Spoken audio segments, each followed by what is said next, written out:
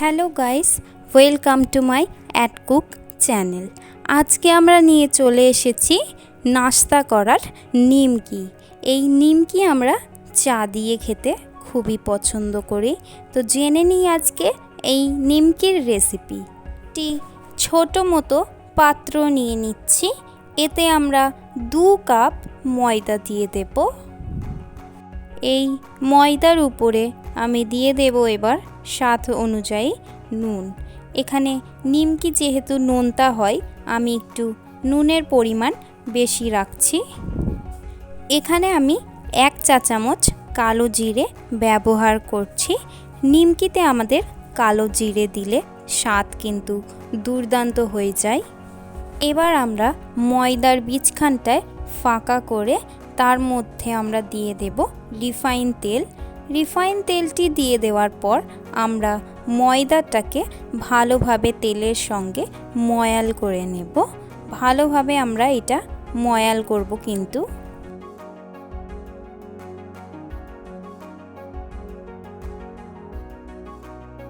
ময়ালটা আমাদের হয়ে এসেছে। ময়ালটা আপনারা কখন বুঝবেন যে হয়ে এসেছে? আমি এখানে হাত দিয়ে একটু মুঠো করে ময়দা নিয়েছি এবং সেটা শক্ত হয়ে গেছে, ইটের মতো দেখতে লাগছে, এবং আমি হালকাভাবে চাপ দিলেই সেই ময়দাটা ভেঙে টুকরো টুকরো হয়ে যাচ্ছে। এভাবে এই ময়দাটা হলে তাহলে ভাববেন যে ময়ালটা আমরা ঠিক মতো করেছি। ময়াল করে দেওয়ার পর তারপর আমরা কম কম জল দিয়ে আমরা ময়দাটাকে টাইটভাবে মেখে নেব। টাইটভাবে, খুবই টাইটভাবে আমাদের মাখতে হবে ময়দাটা। নরম করে দিলে কিন্তু একদমই হবে না নিমকি। নিমকি যে খাস্তা হয়, সেই খাস্তা জিনিসটা নিমকির মধ্যে আসবে না নরম করে ফেললে। এখানে আমরা ময়দাটাকে কিন্তু ভালোভাবে মেখে নিচ্ছি। ময়দাটা আমাদের মাখা হয়ে গেছে এবং আমি দেখাচ্ছি যে কীরকম টাইট আমাদের ময়দাটা মাখা হয়েছে। আমি কিন্তু আঙুলটায় অনেক জোরে প্রেস করছি, তাই জন্যই একটু হালকা একটু গর্ত হচ্ছে ময়দার মধ্যে। এরকমই আমাদের ময়দাটা টাইটলি চাই, আমাদের খুবই টাইটলি ময়দা করতে হবে। এবার আমি এইটা 15 মিনিটের মতো চাপা দিয়ে রেখে দিয়েছি এবং চাপা খুলে নিলাম। 15 মিনিট পর যখন চাপা খুলে দেখবেন তখন ময়দাটা একটু 10%-এর মতো নরম হয়ে যাবে, কারণ চাপা দিয়ে রাখলে যে কোনো ময়দার ছানা সেগুলি একটু নরম হয়। এবার আমরা ছোট ছোট, একদম ছোট ছোট, যেরকম আমাদের লুচি বানানো হয় সেই লুচির থেকেও ছোট ছোট গোল্লা করতে হবে। দেখুন আমি সাইজটা দেখিয়ে দিচ্ছি।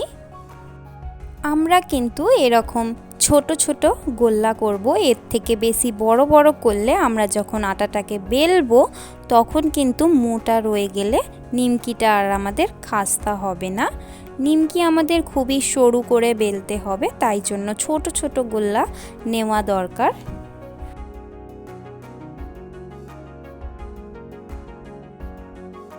এখানে আমি সব কটা গোল্লা হাতের সাহায্যে গোল করে প্লেনভাবে গোল করে নিয়েছি।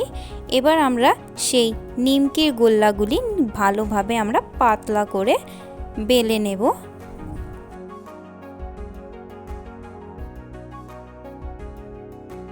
আমাদের এই নিমকির গোল্লাটা খুবই পাতলা বেলতে হবে। দেখুন আমি এটা পুরো সুতোর মতো রেখেছি। মোটা একদম হলে চলবে না, আমাদের খুবই পাতলা এটা করে নিতে হবে। এবং গোল জিনিসটাকে আমরা হাফ করে দেব। দেখুন হাফ করে তারপর আমরা ওটাকে আর একটা কোণ দিয়ে আর একটা কোণে মিলিয়ে নেব। এইটা হলো আমাদের নিমকির শেপ। নিমকির শেপ আমরা দিয়ে দিলাম। তারপর আমরা নিমকিটাকে হাতে নিয়ে ভালোভাবে যেই কোণটা আমরা মুড়ে দিলাম সেটা ভালোভাবে টিপে দেব, না হলে আমাদের নিমকি ভাজার সময় এই পার্টটা খুলে যেতে পারে। নিমকিটা খুলে যাবে যখন আমরা ভালোভাবে ভাজবো সেটাকে। এরকমভাবে টিপে দেবেন। আমাদের হয়ে গেল একটা নিমকির শেপ।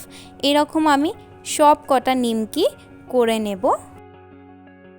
এখানে আমি সব কটি নিমকি করে নিয়েছি এবং আমরা এবার গ্যাসেতে প্যান বসিয়ে দেব। প্যানটি বসিয়ে আমরা এবার রিফাইন তেল দিয়ে দেব। রিফাইন তেলটা গরম হওয়ার ওয়েট করব। তেলটা এখানে আমাদের 50% গরম হয়ে এসেছে। এবার আমি নিমকিগুলোকে ছেড়ে দেব, না হলে নিমকির ভিতরের যে আটাটা আছে সেই আটাগুলো সিদ্ধ হবে না, জলদি গাগুলো শুধু ব্রাউন হয়ে যাবে, ভিতরটা সিদ্ধ হবে না। তাই আমি এখানে 50% অয়েল গরম হলেই নিমকিগুলো ছেড়ে দেব। নিমকিটা আমাদের আস্তে আস্তে তেলের উপর ভাসতে শুরু করবে এবং এক দিকটা লাল যখন হয়ে যাবে ব্রাউন কালার, তখন আমরা পাল্টিয়ে দেব নিমকিগুলিকে। তারপর আরেক সাইডে আমরা ব্রাউনভাবে ভেজে নিয়ে তুলে নেব।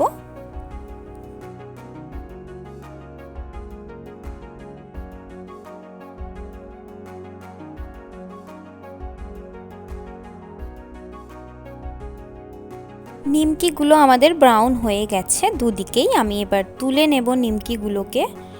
আমি একটা পাত্রের মধ্যে তুলে নিচ্ছি। যদি আপনাদের এই নিমকির রেসিপি ভালো লেগে থাকে তাহলে একটা লাইক, কমেন্ট, শেয়ার করে দেবেন।